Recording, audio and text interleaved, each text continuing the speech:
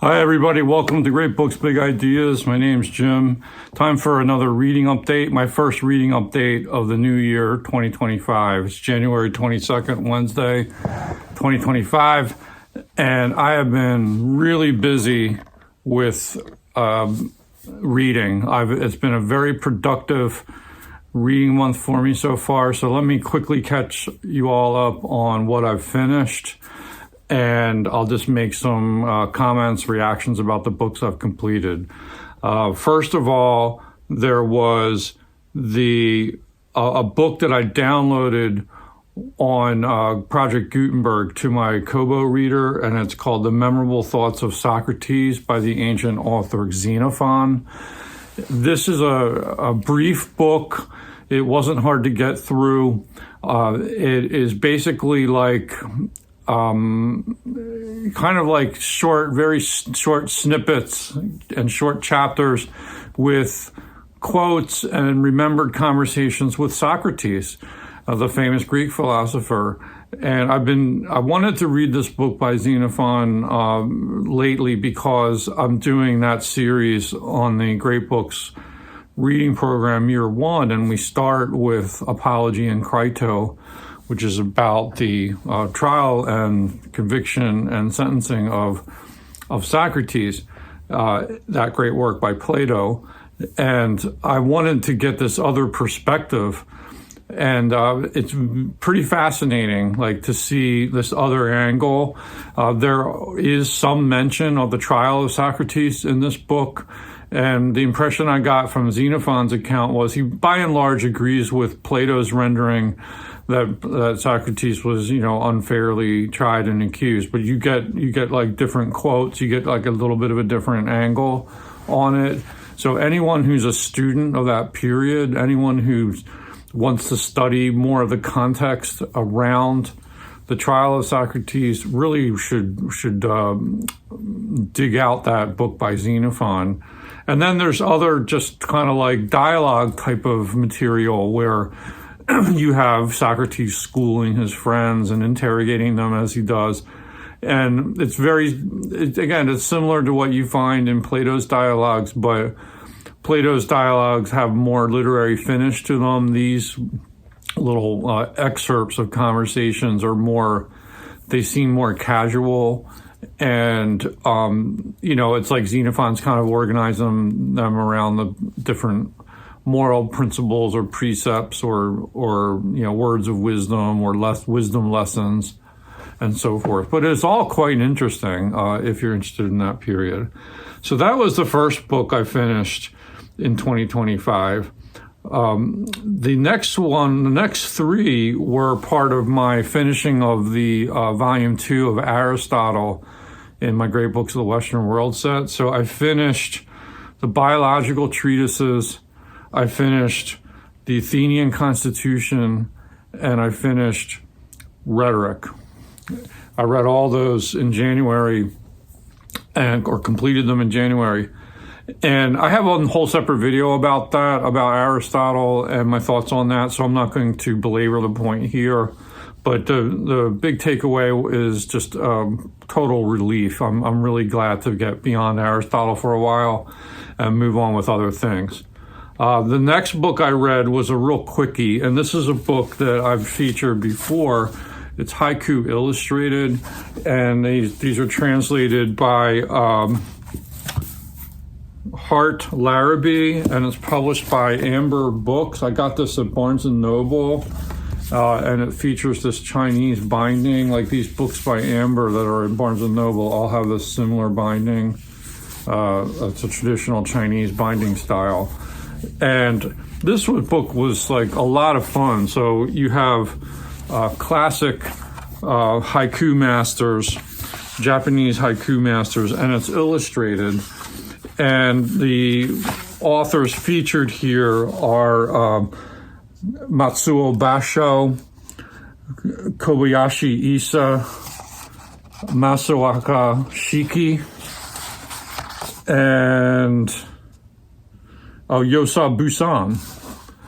And all of these are like incredible poets, and each haiku features like the Japanese script, and then a transliteration of the Japanese, so you can read it aloud as best you can in the Japanese, and then the English translation.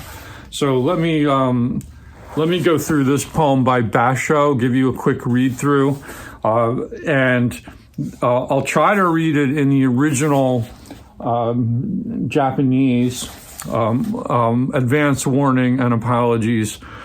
Standard apology is I'm going to slaughter the pronunciation because I don't know any Japanese at all, but it's fun to try and get at least a little bit of an inkling of how things might sound. So this is a winter haiku. Remember, haiku tend to be tied to one of the four seasons if you're writing a traditional haiku. So this one goes like this in Japanese. Fuyu no hiya bajo ni koru kagaboshi, which translates as winter sun, astride my horse, a frozen shadow. So that's Basho. And let me see if I pick out another one for you. I would say of these four poets, maybe my favorite, who can pick favorites when it comes to poets? They're all great, and individual poets are really, they have highlights. But the work of Issa really spoke to me. So Issa lived from 1763 to 1828. And there's just such a humanity and humaneness to Issa. Here, this is just a simple one. Here's the illustration. Just show that to you first of all. And this illustration is tied to the poem. And let me read it for you here. Fuyu no hai nigaseba neko ni torarekeri.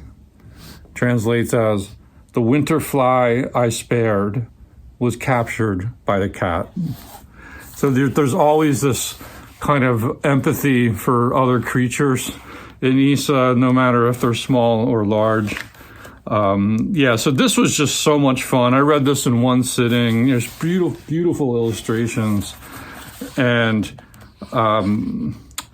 there are several volumes from this publisher in Barnes & Noble with different areas of emphasis. So if you're in Barnes & Noble, check out their kind of like where they have these types of books. It's hard to describe it. At my Barnes & Noble, that's on the first floor, and they're with kind of where the other classic stuff is and where their own classic books are. But yeah, a lot of fun. That was a lot of fun. So I'm going to re-show that right here. Haiku Illustrated. Maybe I'll feature some more of their poems in upcoming episodes as the seasons roll around. So what else did I finish? I finally finished Finnegans Wake. Oh my God. Finnegans Wake. What can you say? This was on an EPUB edition. It's called the Restored Finnegans Wake. And this came out several years ago. And the editors purported to put upwards of 9,000 corrections to the original text and edits and things of that nature. There is some controversy about this, just as there was controversy about the Gobbler edition of Ulysses that came out, I think, in the 1980s. So this, quote, restored Finnegans Wake, I think they went back to everything they could get their hands on in terms of Joyce's manuscripts and his work in progress, which he sort of published many pieces of Finnegans Wake, over a span of about 20 years, here and there in little publications. I think they looked at that stuff. And of course they tried to correct what they thought were obvious typographical errors. Apparently, Finnegans Wake was only typeset once, so all the editions that you see of the first edition, pretty much the same deal there. And this is like a so-called corrected text. Now, this is my, I'm almost ashamed to say this is my second read through of Finnegans Wake. And I'm ashamed because the book makes very little sense. And yet I do get this sense that there's something there, like there's a method to his madness for sure. And I did watch, after I finished the book, I watched a few videos on YouTube, and there is a whole like cottage industry of secondary scholarship and just focusing on YouTube. There's a lot of really interesting lectures out there about this book, and I learned some things about it, and I might do a deep dive into some of those videos if I ever pick up Finnegans Wake again, which, believe it or not, I might reread this. If I reread it, it would be back on paper, and I would go back to like my hardcover copy of it, which would not have been the quote corrected text. I don't know if I really sensed any differences between the two, because it was many years ago when I finished the first read through of Finnegans Wake after several false starts. And I don't know, I can't really make comparisons. I would say like Finnegans Wake is not a readable book. But this on EPUB, like reading it on a Kobo, my reading experience was mixed. So it felt a little bit, I hesitate to say it, but a little bit easier to read in that format. And yet I kind of missed looking at like the full page. And, I much prefer reading on paper just as a general rule.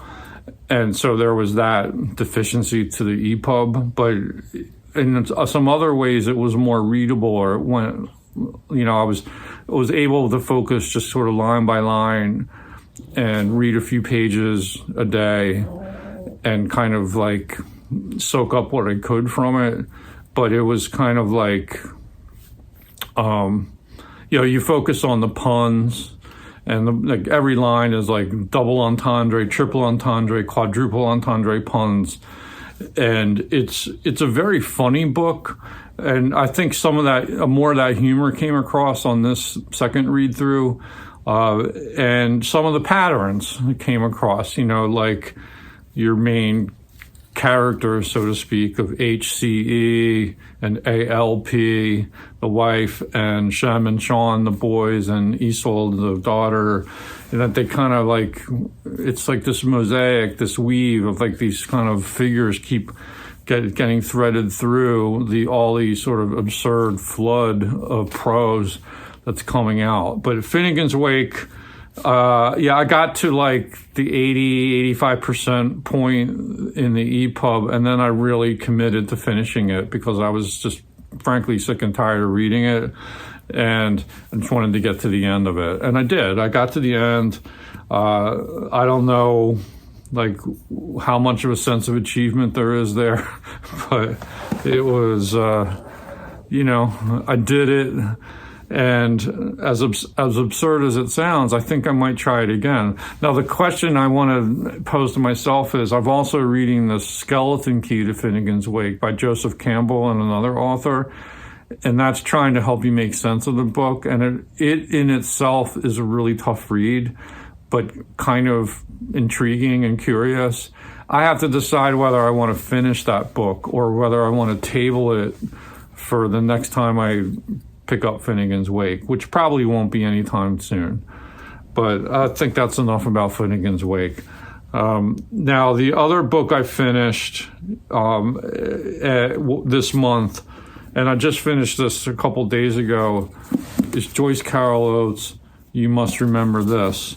And this is a signed first edition hardcover by Franklin Library. And this is a beautiful edition. This book was published in the 80s, and it is set in the 1950s. It's illustrated. Let me show you a couple of the illustrations if you haven't seen this book before. Our protagonist is a girl by the name of Enid Stevik, and it's very much a family story about the Steviks. Lyle is the father, Enid, the youngest daughter. Warren is her older brother. There's an older sister, Lizzie, and even the oldest sister is Geraldine, who's married and has a family. And then the mother, Mrs. Stevik. And they are living in a working class industrial city in western New York. It probably resembles Buffalo or maybe a somewhat smaller city than that. And it's set in the early 1950s through the mid-1950s. And the other major character is Felix Stevik, who is a boxer. I think he's a middleweight boxer. And the central plot line of the story is pretty disturbing. And there'll be some spoilers here in talking about this book. Felix the boxer is the half-brother of Lyle, the father of Enid. And Felix essentially sexually assaults Enid, and that triggers a 2-3 year romance between them where they meet surreptitiously and have sex a lot, and very graphic scenes that are described by Joyce Oates. And so there's this kind of incest theme in the book that's pretty hard to watch and read. And Felix is a complex character. He's sort of a tough guy, macho, toxic male. And Enid is essentially, victimized by him, and yet at the same time idolizes and feels romantic towards him. So it's a complex relationship. They have this attachment to one another, but it's forbidden love. And ultimately it doesn't last. Well, here's a spoiler for you, is towards the end of the book, she gets pregnant and has to get like a back alley abortion, essentially, which is described quite vividly. And another book, just like the Cider House Rules, which I'm reading, another book that really takes a cold, hard look at what abortion was like for women before Roe versus Wade. And it makes you appreciate the need for women's health care, the need for this to be legal and open. And, it's just anyone who thinks you should ban abortion in cases of incest, I think Dante needs to create a new circle of hell for you. Okay, because this, that's just not right. Any, rape and incest, just as a bare minimum standard, but just in general, like pointing out like the things that happen to a woman's body when she goes through a procedure like that. This is very vividly described. So it's a family story. There's also this, there's subplots here too. Like Warren is an important character. He's sort of a sad kid. He goes off to the Korean War, gets wounded, gets messed up in the head, he's sort of a thinker and, interested in philosophy and religion and morals. And he eventually heals to some extent and then goes to law school in Philadelphia and has a brief relationship with a woman that doesn't work out, and she kind of abandons him. And he gets very involved in anti-nuclear demonstrations and activism. So beyond the sort of family saga here of these characters and what's going on with them, this is very much a story about the 1950s in America. And it's one of the strengths of the book is it depicts this Cold War climate. So everything that's going on in the background, is woven in to the novel. Like Joyce Carol Oates is really good about injecting like pop culture references about the music of the day, about the news stories of the day, the celebrities, like things that were going on and touching the lives of these people. And very, very richly described the boxing world too. I mean, Joyce Carol Oates has a big interest in boxing. She wrote a famous nonfiction book about boxing right around the time she wrote this book.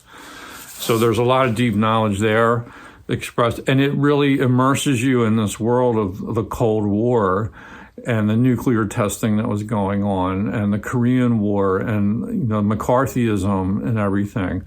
So you have Lyle, the father of the family, is one night, this world of paranoia. Like one day he gets like basically put in jail under suspicion of being like a communist or something. He's just this sort of working class shopkeeper. He's like has a secondhand furniture store in the city, and yet he's kind of living under this cloud, and he is very disturbed by what's going on. He ends up building a bomb shelter in his backyard. It's a rented house, and he actually gets permission to like build this bomb shelter. And in the meantime, this illicit affair is going on, this incestuous affair under the nose of everybody. And you wonder why the family wasn't like a little more aware. But like everyone's kind of dealing with their problems in this book. And I got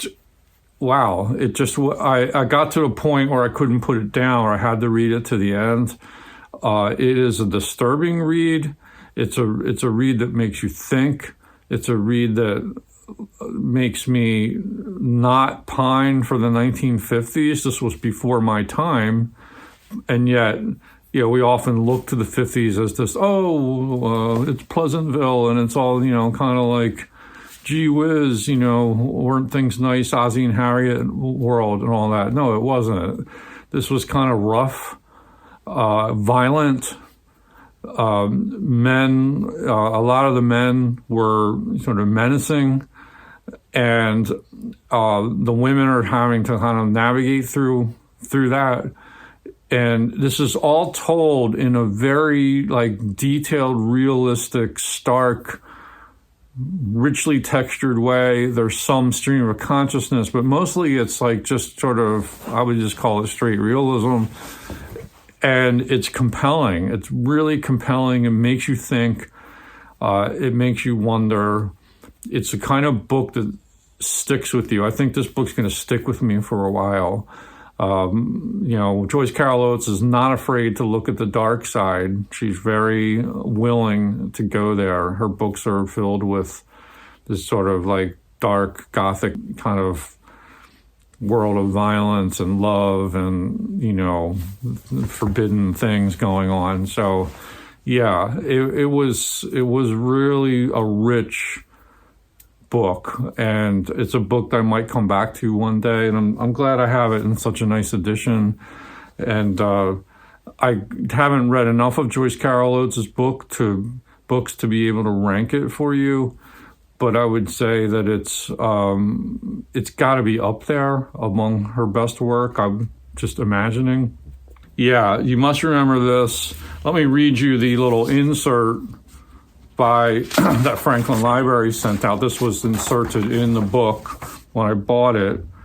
And then this is just a nice blurb to kind of wrap it up. This was by Barbara Cady, who was the publisher of the Signed First Edition Society. You must remember this as a saga of an American family caught in the riptides of the 1950s. That's a good way to put it. We learn of the frustrating marriage of parents Lyle and Hannah Stevick, the idealistic political journey of son Warren, and most of all, the dangerous secret passions of 15-year-old Enid Maria and her uncle Felix, boxer, fight manager, and man about town. Few writers can match Ms. Oates' gifts for mirroring the vivid textures and workaday details of modern America, especially the churning cauldron of family life in the 1950s, with its homemade bomb shelters, rock and roll, the war in Korea, large families, shopping malls, and Eisenhower. Oates is a master of psychological realism and is concerned with the deep currents of dread and foreboding that lurk beneath the surface of ordinary lives. Probing the divisions between ordinary life and the secret places of the heart, Joyce Carol Oates has never been more memorable, more truthful, more shocking. Yeah, that's pretty accurate, I would say. It's not a book for everybody. Like, definitely, I would issue a trigger warning for this one. And there are a lot of graphic sex scenes in it. Like, seems like a lot of authors, American authors in the 60s, 70s, and 80s, they pack their books filled with sex. And that is, sometimes that's overdone, sometimes it's just right, but that's what it is. It's also, it's hard for me to describe, but like, I'm thinking like if this story were told today by a writer, I think it would have been not as good. And what I liked about the way Joyce Carol Oates told the story is, okay, you've got this moral problem at the heart of the book. You've got this, Uncle Felix should not be doing what he's doing to Enid, right? And Joyce Carol Oates just like lays that out there. She doesn't comment on it. She doesn't wag the finger. She doesn't label it. She just presents it. And you make up your mind as a reader, like what you think about it all. She's not like casting Enid as the total victim, although she obviously is, right? And Felix is certainly like the villain, the perpetrator of it, but he's a complex character too. Like he's, I'm not saying like Joyce Carol Oates does not let him off the hook, but like it's what he's going through, who his character is richly described. There's complexity there, and that's what I crave when I read good fiction, is like moral complexity and so forth. So, for example, Felix is pretty generous to his family. Like he's paying for Enid's piano lessons, and he loans money to Lyle so that he can build the bomb shelter, and yet he uses money as power, as toxic males tend to do, and he's kind of like involved in this world of racketeering and betting and boxing and shady real estate deals and things of that nature. And by the end of the novel, like it raises to a pitch where like I, as a reader, I really wanted for some kind of like consequences to happen to Felix for what he had been doing like throughout the book that I found like morally offensive. And without giving too much away, like that, some consequences did occur. And there seems to be like a steep drop off where, as it's very clear after the abortion, like it's very clear that this relationship is now over because Enid's going to go off to college, and he realizes, this has to end. She realizes it, and like they're going to move on. But then like something happens to Felix, like he's like not taking care of himself anymore. He's sort of becoming disheveled. He's drinking too much, smoking too much, and he gets into trouble. And then there's a violent climax where he, in a sense, gets his comeuppance, and I'll leave it at that. But this was all done in an organic way. It wasn't forced. It wasn't quite like, oh, now we're going to render poetic justice on Felix. It was more like, yeah, this was bound to happen because of who he was and the choices that he made. And, it was very, very well handled. Like I was very satisfied with the end of the book.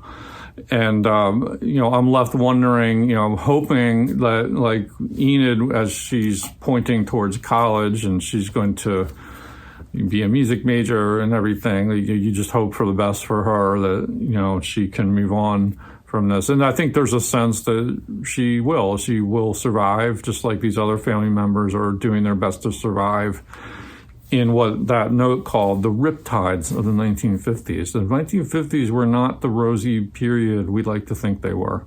And this book did a phenomenal job of portraying that. High marks to that by Joyce Carol Oates. Sorry for waxing on so long about it, but that was my most recent read, and I've been thinking about it for a couple days, just kind of like living in the shadow of it. So it's been an incredible reading month for me so far. I'm just in terms of, I won't give the full rundown of what I'm actively reading, but I am reading Swann's Way by Proust and loving it, and I'm getting well through that. I probably will be finishing that like in about a week, if not sooner. And I'll certainly be making a video about Swann's Way for the Proust reading event that's happening this year. That's going really well. And now, I'm trying to get to the point where, I'm shrinking the, list of books I'm actively reading. So it is getting a little bit more shrunk. And then I can get around to, picking up some books that I've not looked at in a week or two or three, and I'll be making more progress in them. Anyway, let me know what you've been reading. If you have thoughts about any of these books, please weigh in the comments. I always appreciate reading those. And I wish you well. I'm wearing some heavy winter gear because it is freezing outside today. We have the coldest winter weather we've had in years. I took my wife to work this morning, and the temperature on a car said 6 degrees. Really, really frigid out there. Happy Wednesday to everyone, and hope you'll tune back in again soon.